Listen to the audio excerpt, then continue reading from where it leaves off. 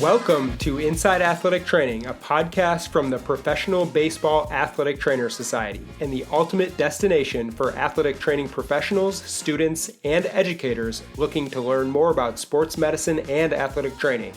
In each episode, we'll dive headfirst into conversations with experts in the field, bringing you insights, stories, and cutting-edge information about athletic training and sports medicine.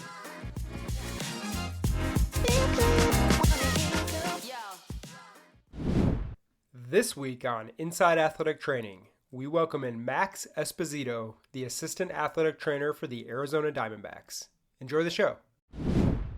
All right, Max, welcome to Inside Athletic Training. Super excited to have you on for episode 36. We look forward to talking about your career and all things athletic training. To let the listeners know, you are a assistant athletic trainer with the Arizona Diamondbacks. Coming off a big win last night against the Brewers in the playoffs to open things up. Obviously a huge role with the club. We'll get into all that soon. But first, let's share a bit about you. Let's start from the early days. Let the people know where you're from, kind of what sports were you into growing up, and also how you found your passion for athletic training. Awesome. Well, first off, Sam, thanks for having me. I'm super excited to be on. This is my first podcast, so I'm really looking forward to doing this with you. In terms of early days, where I'm from, I grew up in a small town, Rye, New Hampshire, and kind of got into sports, I think, the same way anybody else did. It was just my passion as a kid. It was what I enjoyed doing. Baseball was always the sport that I enjoyed the most. It was maybe the sport that I was best at. I was not some freak athlete. I wasn't the greatest athlete by any means, but just the sport that I was always enjoyed the most. And then I also played basketball and soccer up through high school, and then the athletic career definitely ended after high school, and just picked up some intramural stuff from there. But the story of actually getting into athletic training, I always joke with people, man, it kind of felt like it was the only thing that I was ever really interested in. Like as a kid, sports was kind of my life. That was my passion. That was what I liked to do. And then in school, like the things that I enjoyed doing, it was always like I loved physics and I loved anatomy. So you kind of take those two things and put them together, and it creates kinesiology basically. And from there, I just started asking people that I trusted, like, what do I do with that as an interest? And physical therapy was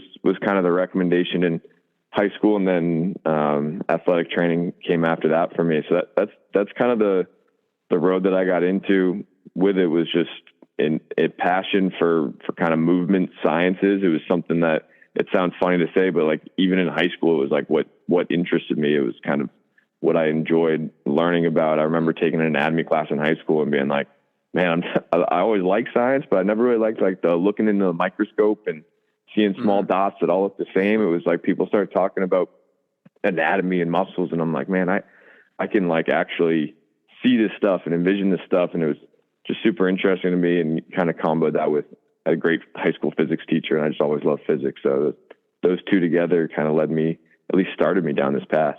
Mm-hmm. Yeah, that's super interesting to hear, from you, and kind of that story about actually knowing what you want to do at an early age. I think there's so many people who are on the other side of the fence where really have no clue what they want to do until they get to college and go from there. So awesome to hear you really had this passion from early on.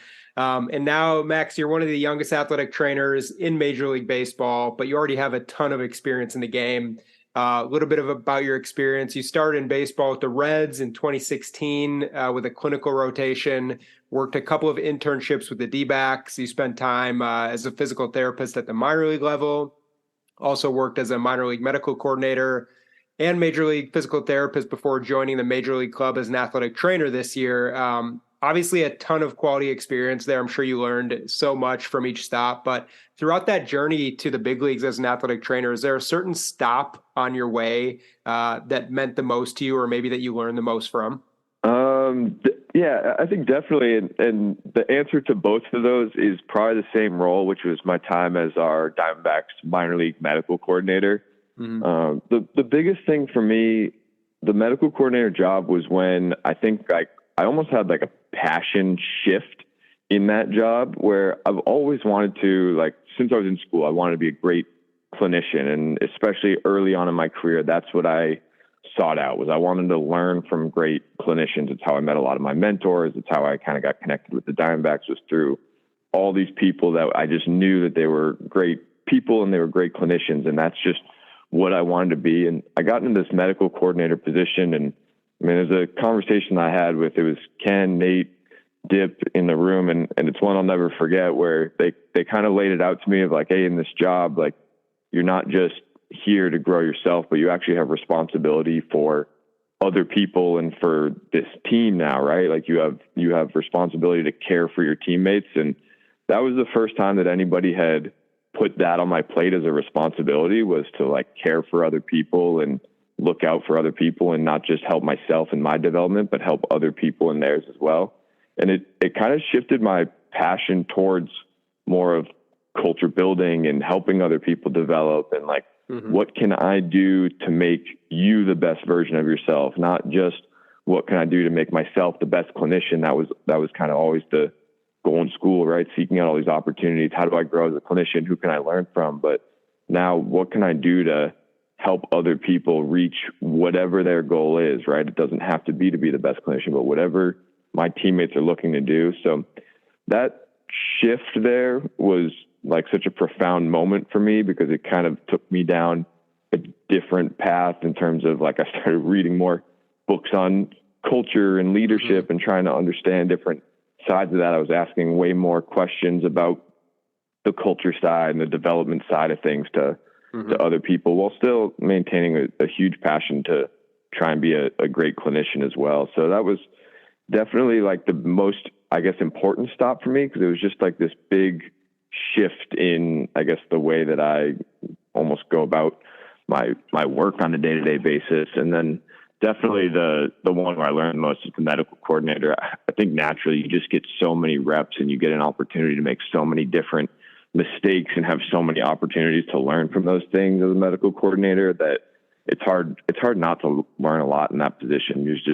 There's so many different times, and there's so many different, like I was looking at things from an AZL lens all the way up to a AAA, moving into the big league lens. I got a pretty unique opportunity in 2020, for better or worse, as the medical coordinator during kind of that COVID time where we were working the alt site. So I had never been to an affiliate before. My path kind of started as a physical therapist working rehab. So the alternate site kind of almost became this affiliate type of opportunity for me. So I got a really good chance to work really closely with Dip, who's somebody I work with every day now, and just like the communication of like almost the same thing that a AAA trainer would have, right? A guy's coming up to the big leagues. How do we communicate that? We've got a guy we're treating in AAA that's a 40-man guy that might end up in the big leagues. How are we communicating all that, making sure that everybody has the right information? So as much as I would never want to run back the 2020 COVID season for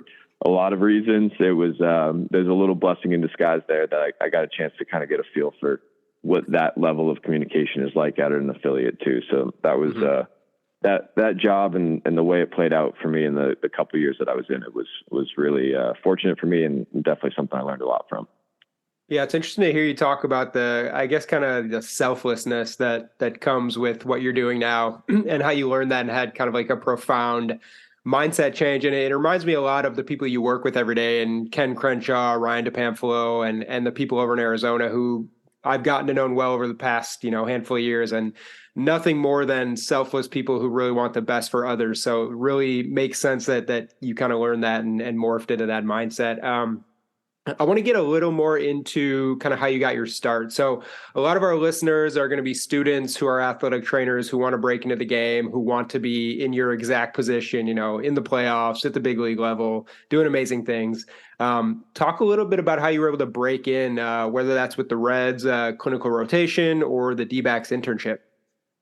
Yeah. I'll try to give the semi-brief version of the story, but it goes back to my time at Northeastern. There was a guy kind of running the sports medicine department over there named Art Horn, and then there was a professor of mine named Adam Thomas, and like those two people are the reason that I'm in baseball, right? Like they're the people that put me on this path and kind of started me down that road. And It was funny. So it started with Adam. He had worked in baseball before, and I told him I was interested in it. And he's like, you got to reach out to minor league medical coordinators. So he helped me put together basically like a kind of blanket email that I would shoot out to all these different medical coordinators. He's like, well, you got to figure out who the medical coordinator is and how to get in contact with them. So I ended up, I would just get the phone number for front offices, and I would just call and ask for their minor league medical coordinator email. And surprisingly, they hand a lot of those out pretty easily. And then some organizations would not. But one thing I learned back then is that everybody has the same email. So it's basically, usually it's like first initial last name at dbacks.com or something along those lines.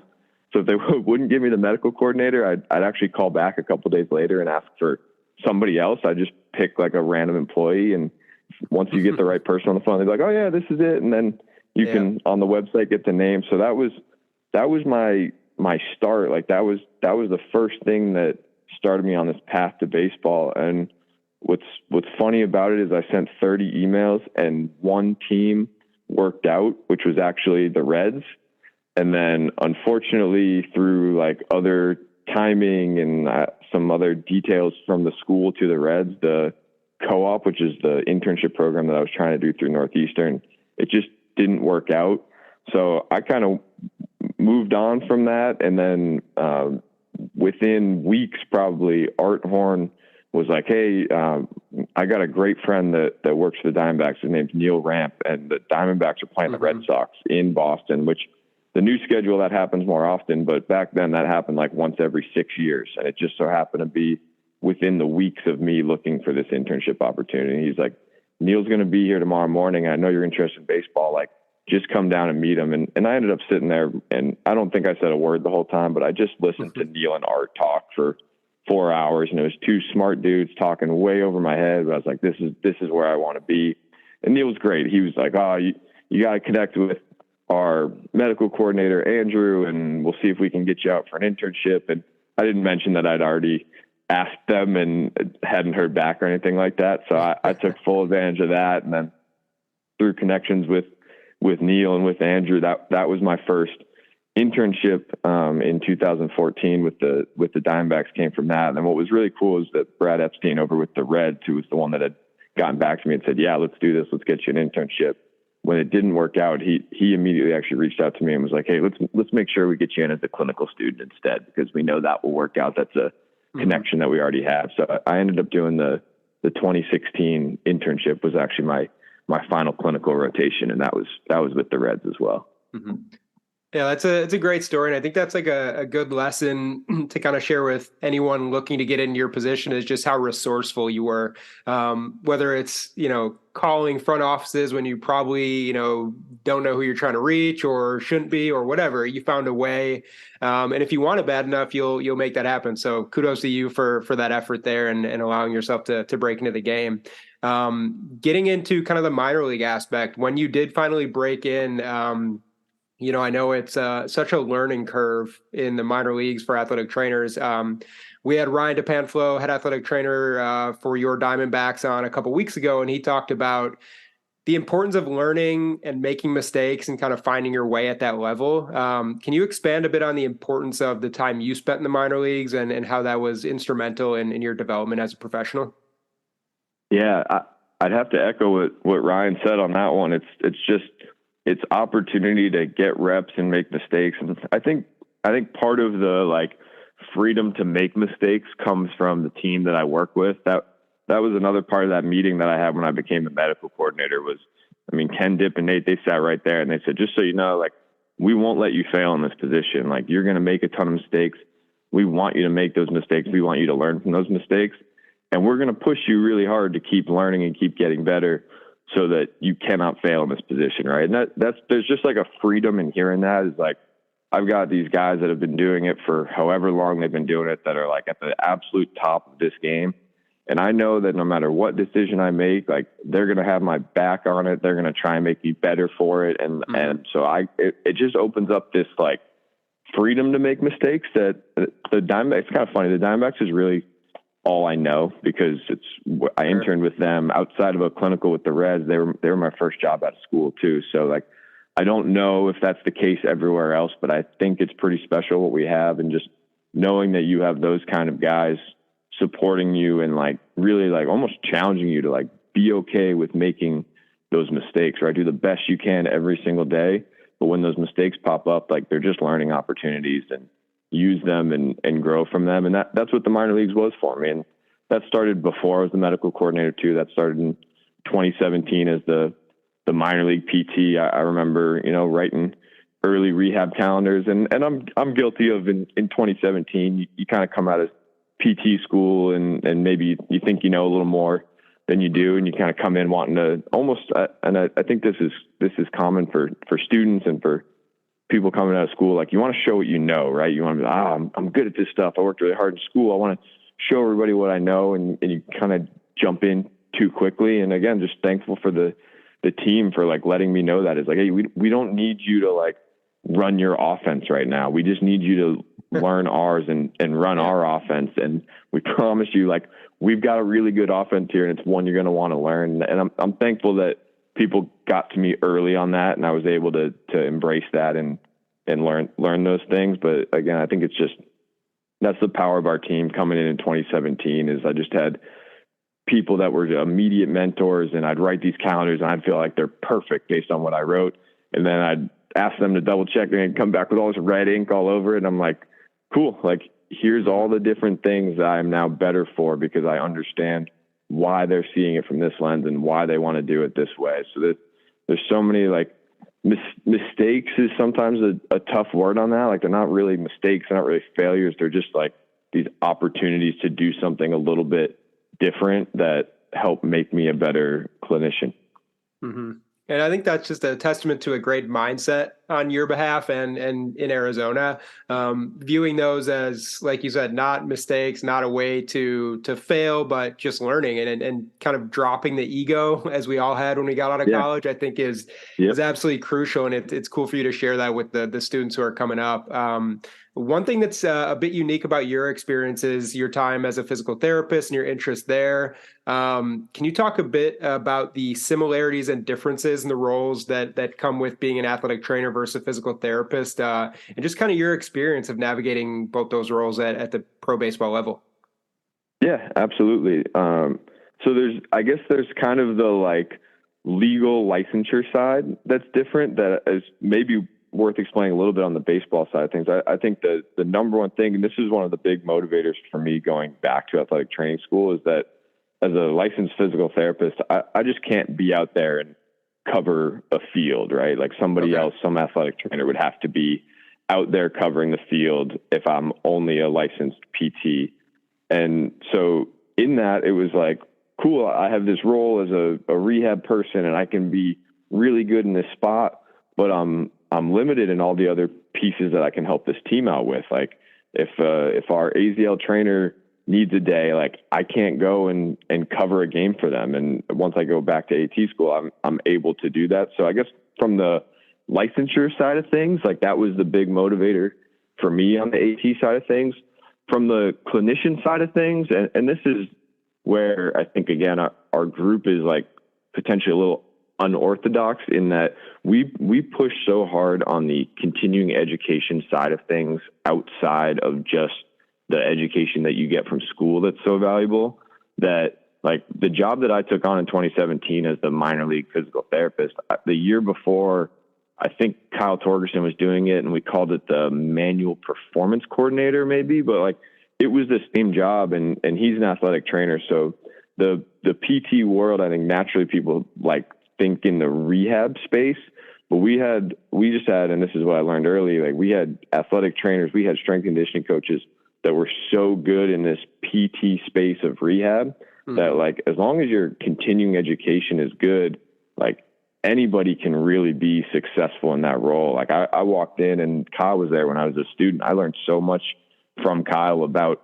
how to be at that time just a physical therapist. Like I was learning how to be a really good physical therapist from somebody that was not a physical therapist. So having like those kind of mentors and maybe breaking down a little bit of that, like the PTs do this and the trainers do this and the strength coaches do this, I think is really valuable. I think it makes our team powerful knowing that a strength and conditioning coach can write a great rehab program for our guys, the same way that a physical therapist can probably write a pretty good strength and conditioning program for guys. And I think there's power in understanding all those realms. And then everybody does still have their specialties at the end of the day. Like our minor league physical therapist role is still a rehab based role right now, but I think there's a lot of power in everybody being able to wear a little bit different hat and at least understand everybody else's realms as well. Mm-hmm. Yeah, that's one thing I've always admired about the staff there in Arizona. I think it kind of stems from the top with Ken Crenshaw, who we'll get into talking a bit later, is just the family aspect and how everyone is on the same page, moving in one direction, no ego, really just makes for a great staff and obviously great working relationships there for you guys. The last question about the minor leagues that we'll get into, you had a pretty quick ascent to the big leagues. I would say, we've seen a lot of people spend decades and, 20, 30 years in the minor leagues and never sniff the big leagues, which, ultimately is everybody's goal, you believe, as an athletic trainer. Although your stint in the minor leagues was short, how did you kind of keep telling yourself to stay patient and present when you're in the minor leagues, when ultimately you want to make that next step to the big leagues? That's a great question.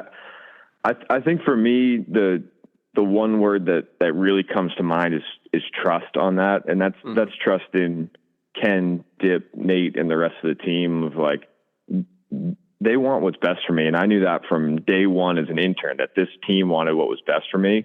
And they knew that my goal was to one day work in the major leagues. But I did also tell them, like, my goal wasn't just to like, I got to get to the big leagues and I got to get to the big leagues as fast as possible. My goal was to hopefully be really good in that role and in whatever role that I'm in. And then there's just a trust that like, they are going to put me on a path that's going to lead to success in a major league role whenever it is that I get there. And if that means that it's in 2 years because it's the fastest ascent you've ever seen, great. And if that means that it's 20 years because that's the path that I needed to be on, that's great as well. And I think there's like a freedom in knowing that of like, these guys have my best interest in mind, and whatever role they ask me to play this year, I'm just going to try and dominate that role. And then whatever role I end up in next year, there's a reason that they're putting me in these roles. And I know that they always have my best interests in at heart. So that's kind of the piece for me that I guess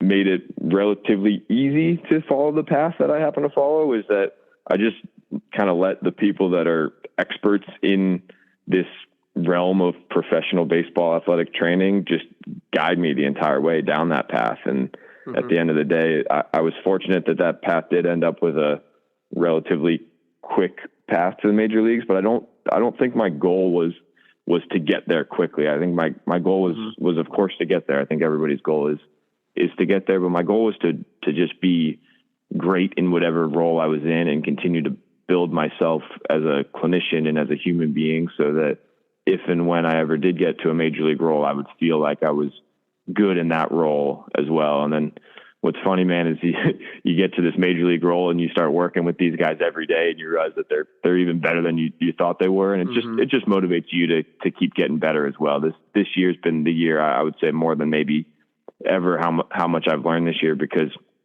I sit in an office every day with Dip and Ben and Nate and Ken, and you're like, oh man, this isn't like, I thought I was learning a lot when I was getting phone calls from these guys once a week and, spending spring trainings with them and bouncing down to Chase once a homestand and stuff like that. Now I'm getting it every day. So the growth and the development has even taken off more than I expected to this year. But that, I guess that would be like the way I got there. The road I took was really just the road that they put me on. And I'm thankful for those guys for allowing me to kind of follow them. Obviously, super empowering feeling with Ken Crenshaw and the guys kind of giving you that freedom to trust their process and go forward in your career. I couldn't talk about the Diamondbacks athletic training staff without talking about Ken, who we've mentioned a number of times. He leads the sports medicine department there in Arizona. And a lot of our guests seemingly have some sort of connection to Ken. I would say a lot of people would have him on their Mount Rushmore of athletic trainers in baseball, from Taylor Bennett to Kyle Torgerson, Ryan DePamphlo, Brett Walker. You could go on forever with a list of people who Ken have impacted.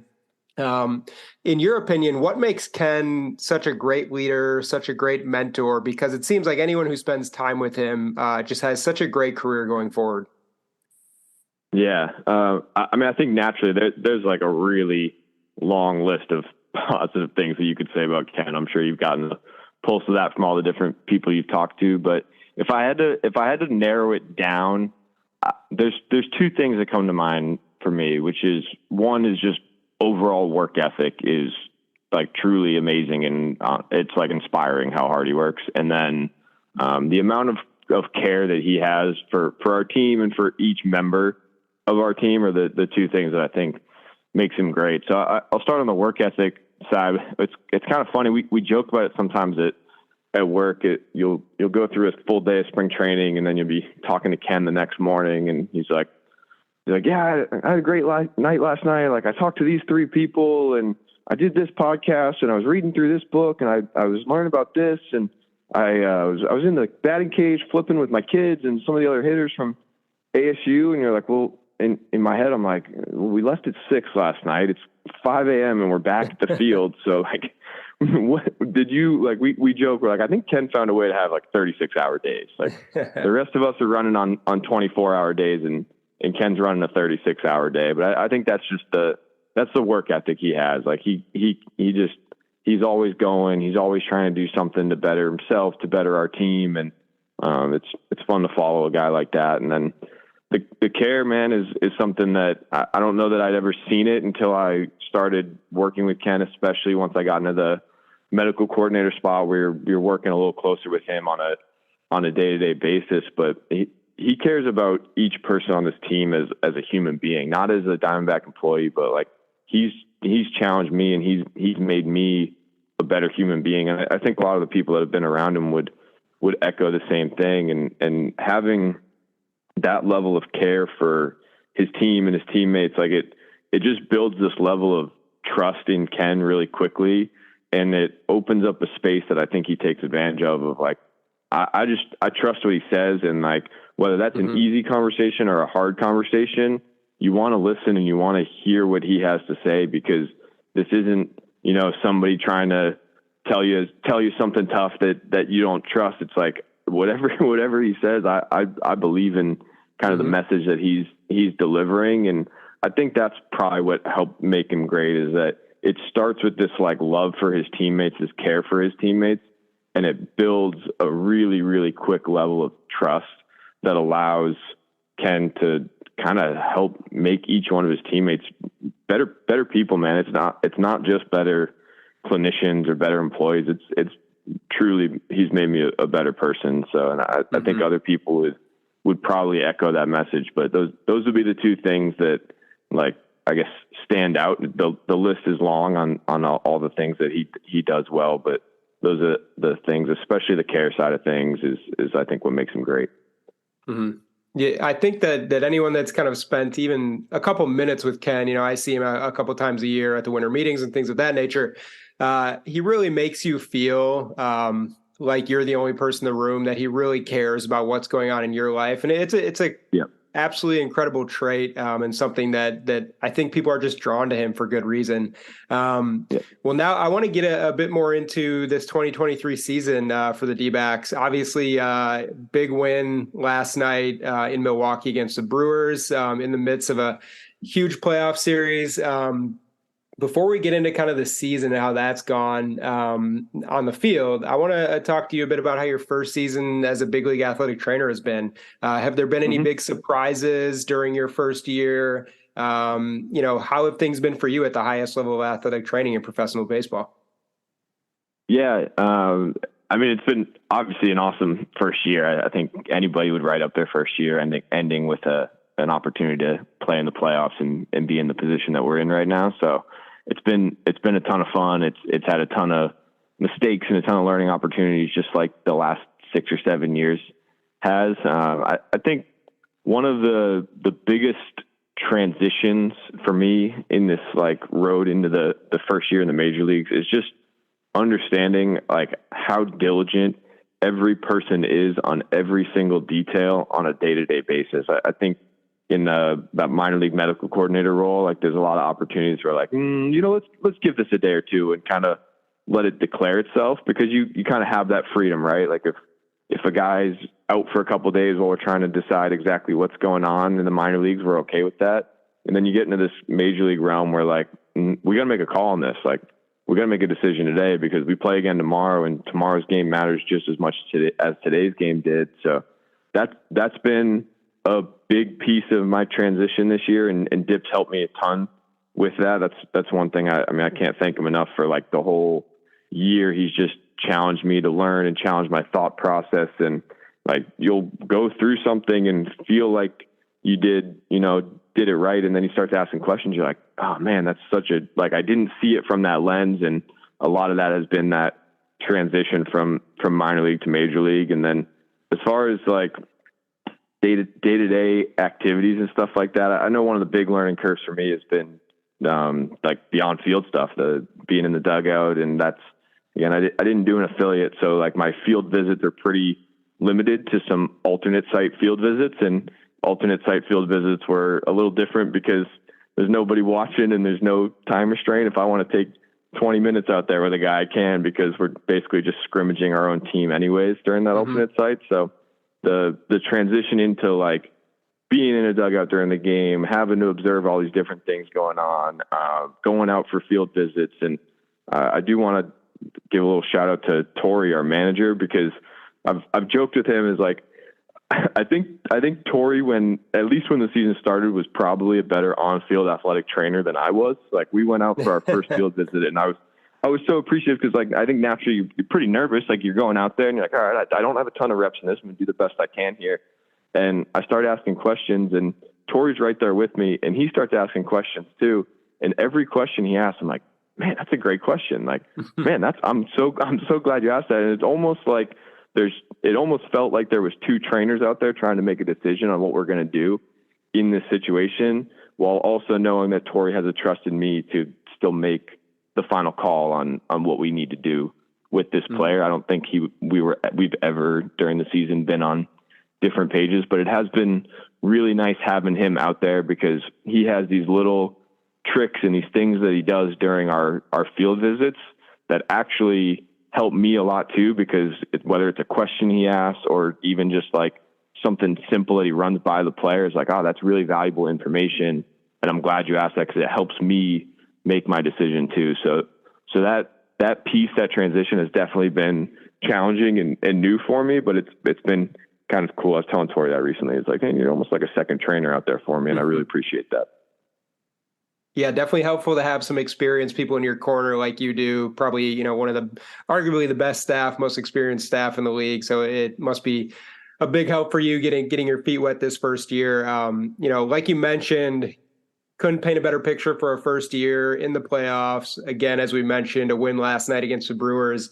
I'd love to hear your take as someone who's experiencing the playoffs for the first time in a big league dugout. What was last night like for you? The energy looked insane, super crazy on TV. Obviously, it's a huge thing to get that first win in a 3-game series. But what was that like for you, your preparation during the game? How'd you go about soaking it all in last night? Yeah, during the game was definitely different. During the game it had this energy, and I don't know if it was a little bit of just the game script too. Like it felt like every inning was stressful last night, and I don't know if that's because it was my first playoff game or if it was because every inning was actually stressful last night. But one way or another, every single inning just had this awesome energy, and I think that was like in the dugout in the first inning. That was when I was like, oh man, this is really a playoff game. Like, it was probably as loud as any stadium that we've seen all year, and usually when you get that level of noise, your 7th, 8th, 9th inning of a regular season game, it's maybe a close game that matters for both teams. We played some games like that late in the year, so we had some really good crowds and a lot of energy, but it was late in the game. This was first, second inning, like immediate, lots of energy in the dugout, like lots of energy from the crowd. So that was definitely different. Before the game, I was actually thinking to myself yesterday, like, this feels surprisingly normal, right? It's still the same preparation for our guys getting ready. And I think that's a little bit of a testament to our team and our players. They seem to have some pretty nice routines, and guys, they stick to them. Like, it didn't feel much different leading up to the game, but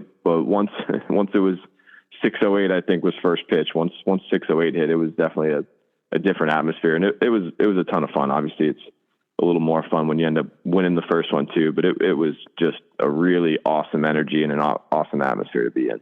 Mm-hmm. Yeah, great to hear about that first time experience. I'm sure everyone in your position in their first playoff game kind of has those butterflies and sees a huge difference in the intensity. And I think as a viewer, I think every inning was definitely stressful. So it wasn't just you there. It definitely felt that way. Yeah. Moving on to another question, kind of outside of this season, which we like to ask all of our guests. Love to hear your insight on what your favorite aspects of your job are. So a few of our previous guests have mentioned that getting someone back on the field healthy is really just an amazing feeling. Do you have a specific part of your job as an athletic trainer for the D-backs that's kind of your favorite thing? Yeah, I mean, for me, it's like the working in a team atmosphere, like working with, I mean, our team, at least major league level on a day-to-day basis, is Ken, Dip, myself, Ben, Junko, Nate, and Scott. And like working in that team environment every day and knowing that, like, it's not my job to get this guy better, it's our job to get this guy better is like the most enjoyable and rewarding feeling on a day-to-day basis for me, because you go in every day like as a part of a team, right? You don't go into as a clinician who's like, all right, I got to get these guys better today, and it's on me to get these guys better. It's like, what are we going to do as a team? Each person has their own little specialties and their own ways that they're going to help. So maybe on a given day, I'm working with one of our outfielders, right?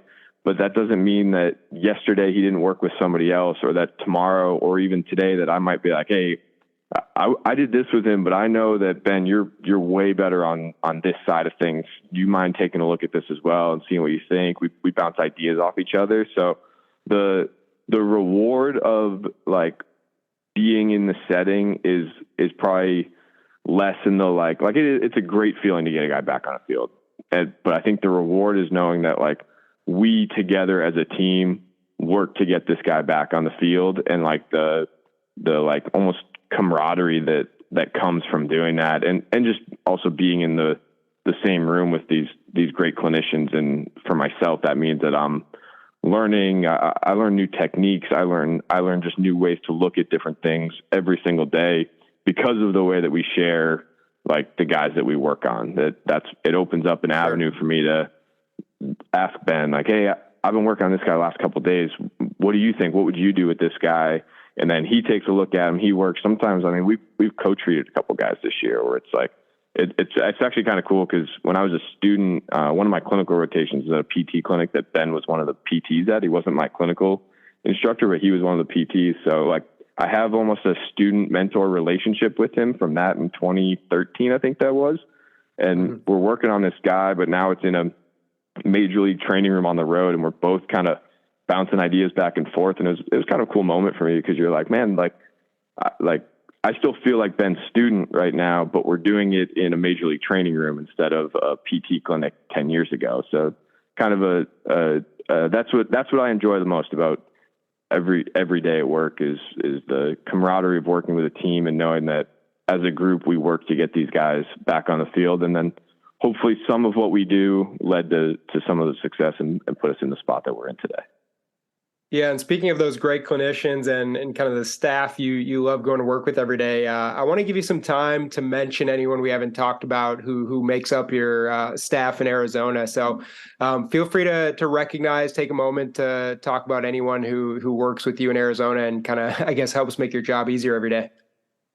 Cool. I mean, I'll try not to just rattle off our whole staff, right? Because that's the easy answer, and that's the honest answer. Sure. Is that, like, every single person on our staff plays a role, and the cool thing is, like, from our next gen students in that program all the way up to Ken. Like, we need every single person because everyone plays a role. And when all those roles are played, I think that's what allows us to be successful. But there's definitely a few people on the next gen front. Like one person that I know the names that get thrown out when people talk about our organization. There's one guy that maybe doesn't get the credit he deserves, and that's John Hersner. He runs our entire next gen internship program. And I think that program is like one of the reasons that this team is as good as it is, because we just keep finding great students who become great employees. I mean, I'm trying to think of the list, but like, I would say maybe half of our current employees were next gen students at one point. It's just such a great way to, like, you know, you're every day is kind of an interview for these students. You start with phone interviews and you end up in the building as a student. And then every day that you're there, like, our team's just getting a little bit more calibrated. Is like, can this person, you know, lead our team one day? Can this person be, I mean, Kelly is our medical coordinator right now. She was in the next gen program. I was the medical coordinator before Kelly. I was in the next gen program. So what John does to help us find great students and create this amazing program, not just for us to benefit from, but for the students to benefit from as well, is really awesome.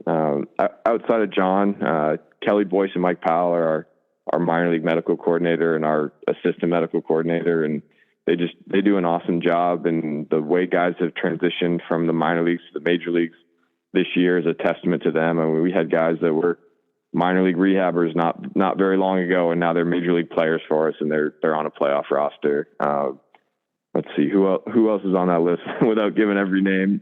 Merritt Walker's our major league physical therapist. He handles all of our rehab guys, and I mean, we've got a good list of guys that were at one point major league rehabbers with him that are, again, they're on our playoff roster right now.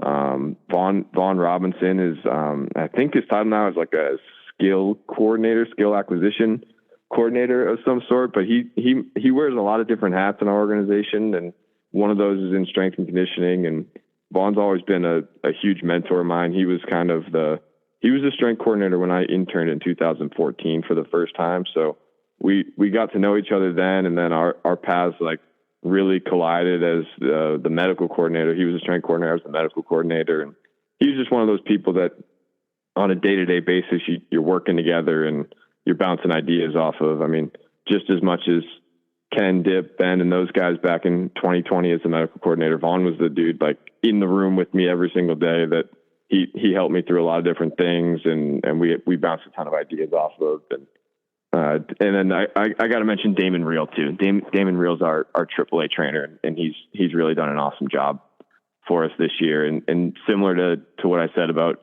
Kelly and Mike, like, there's just so much communication, AAA to major leagues or coordinator to major leagues. And Damon's just been right on top of all that stuff. And he's done an awesome job with it. He makes my job a lot easier because there's a lot of times where some guys in the major leagues and then he's down to the minor leagues. And I feel like I can shoot Damon one text and he's like, no problem, got it. And I never hear from him again. And I just know that, like, whatever that was that needs to get done, got done. And having teammates like that goes a long way. So again, I won't list every single staff member if I feel like I want to right now, but that's hopefully at least a nice list. Yeah, and from the top down, starting with Ken to getting into the people you mentioned, one of the best staffs in the league, no question. And clearly you guys have a family atmosphere, and it's such a trusting staff over there, which makes your job easier every day. Definitely. Well, to wrap up today's show, we're going to finish with a quick Q&A segment called Extra Bases. So I'm going to ask you 4 quick questions and let you share some insight into a couple of your favorite things about athletic training in baseball. So we'll kick it off at first base. Outside of your home training room in Arizona, what is your favorite athletic training room to work in the big leagues? I'm going to go with Texas on that one. I think I like the newer stadiums. In training rooms, there's one thing that I value in a road training room more than anything, which is high-low tables with a face hole. And Texas has a great layout and tons of space, and they've got the high-low tables ready to go for you with the face holes. So just from treating guys on a day-to-day basis, I'll say thank you to Texas for having a nice training room and having the visiting training room with the high lows as well. That's always appreciated. So it's a great stadium. It's new. They did an amazing job with it. The whole space is really nice. But yeah, Texas would be my my favorite road training room. Yeah, we've definitely heard a couple of Texas answers. You can't beat the space they have and just the proximity to get into the field too, which is awesome. Yeah. So great job by Awesome. Jamie Reed, Matt Lucero, all the guys down there. Moving on to second base. You guys are a few of the people who have a front row seat. You're actually in the dugout for Major League Baseball games. A really nice perk of the job.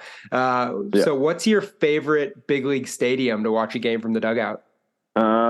So I'll give you two, and one's going to be the one that I'm sure you've heard a lot, which was Wrigley Field was really special. So I grew up in Boston, and I haven't been to Fenway yet. So there's probably a spot reserved for Fenway once I do get there. But for now, Wrigley Field, which I'm sure you've heard before, is special. We played a September Saturday day game at Wrigley, and you're taking BP an hour and a half before the game, and the place is already more than half full. And at first pitch, like it was probably the closest thing to the atmosphere that we felt last night in the playoff game. So that was special. And then my second answer, which I'm guessing you probably don't hear as often, is for just for watching the game. I love Oakland. The way the Coliseum is set up, the dugout is too small to really stand in as a trainer. So you end up standing like off on the home plate side of the dugout, which usually I'm kind of further down the line. So because of like where your spot is in the dugout to stand, you almost end up like behind the catcher, not quite, but like you're just really far down the line. So it's the only stadium that I remember sitting there watching, and I'm like, man, this is just a cool vantage point for the game because I feel more in the game than in any other seat that I've had in any other stadium. So I don't know why, but that one stuck out for me as like just for the in-game side of things, that Oakland was really cool. Just the kind of the vantage point that you're watching the game from. Yeah, it's definitely a legendary stadium. I think gets a bad rap, like what's going on in Oakland now with the team and the fans and the protests and all that stuff, but definitely a cool historical place to watch a game from.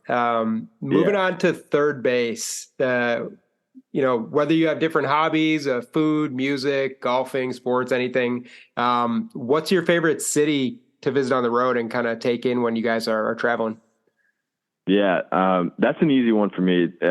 Denver's a city that I've always loved. My fiance, Corinne, actually came on a couple trips with me last year to Denver, and we were lucky enough. We had an off day, and I think just the, like, I don't know how to describe it other than the vibe of that city is such an awesome place to be. And we were both walking around the city just saying, like, we just love it here. And every time I'm there, I don't know why, but there's just something about Denver and just like the overall atmosphere. I'm sure the summertime helps there. Like there's tons of people outside. There's tons of people, like everyone just seems to be in a good, friendly mood there. So for myself and then for my fiance as well, man, Denver's a great city to visit. We love going there. Yeah, definitely great to get up in the mountains and enjoy a summer there. Not sure about the winter. Could be a little cold, but if you grew up on the East Coast, you know how that goes. Yeah, we haven't gotten, I know a couple of years ago, I think the first series of the season was we were there in April, and one of our guys went skiing on the off day. So if I ever get a chance to do that, having grown up in New England, that'd be a real treat as well. But I think game time in April is probably a little bit colder. Yeah, no doubt. Well, moving on to the last question for today, headed to home plate. So with this being your first year in the big league, super excited to hear this answer. When you got there this year or any point throughout this season, did you have a welcome to the big leagues moment? Yeah, I think I did. And it's kind of a fun story, but we were playing a game in Philly. And late in the game, one of our guys fouled a ball off his foot or something. And it was kind of one of those, like he limped around long enough where you're like, I'm pretty confident that he's going to be okay here, but let me go take a look and check. And when you're late in the game and you got the Philly crowd, they don't really like waiting anymore. So me and Tori start going out there and the whole stadium started booing. And I don't know why, but there was something about like the eruption of boos as me and Tori walked out onto the field that was like, whoa, this is a major league stadium right here. And it was funny. I called my mom after the game and I was like, Mom, you won't believe it. Like I don't think they were really booing me as much as they were booing the situation, but I got booed at a game today. And like that was kind of my like welcome to the big leagues moment. It was relatively early in our season, and all of a sudden you're out on the field and this whole crowd is like reacting to you. Like usually when the trainers run out there to check on somebody, people are relatively quiet. They're just watching to see what happens. So hearing a crowd erupt in boos as you walk out onto the field was kind of like, oh, this feels like a big league moment for me. So that was probably my welcome to the big leagues. Thanks to the fans in Philly for booing on their way out there. Yeah, always those friendly fans in Philly. And I guess that probably shows you the difference between Major League and minor league baseball is, the winning is really about most importance over development. So it's cool to hear you got a unique experience like that. Well, Max, thanks so much for joining the show. We really appreciate your time and your passion about, for athletic training and sharing all your stories. We wish you, Ken, Ryan, the staff there in Arizona, nothing but the best of luck tonight, tomorrow, and hopefully a long playoff run coming up here. Awesome. Thanks, Sam. Thanks for having me. Thank you for joining us on this episode of Inside Athletic Training. We hope you've gained valuable insights, inspiration, and knowledge to fuel your athletic training journey. If you enjoyed today's show, don't forget to subscribe, rate, and review on your favorite platform. And also, stay connected with us on pbats.com for more news about athletic training and sports medicine.